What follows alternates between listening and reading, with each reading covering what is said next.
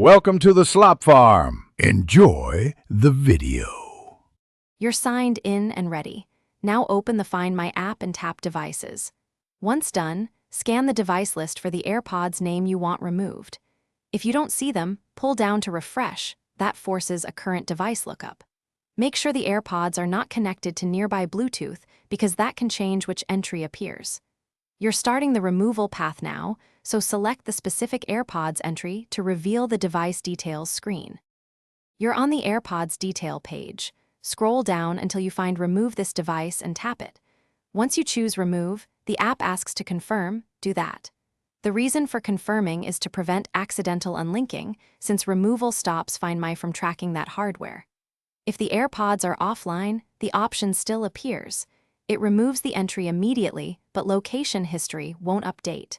Make sure you follow the on-screen prompts to complete the unlinking step. You've removed the Airpods. Verify by returning to Devices. They should no longer appear. If you plan to give or sell them, tell the next user to reset the Airpods before pairing.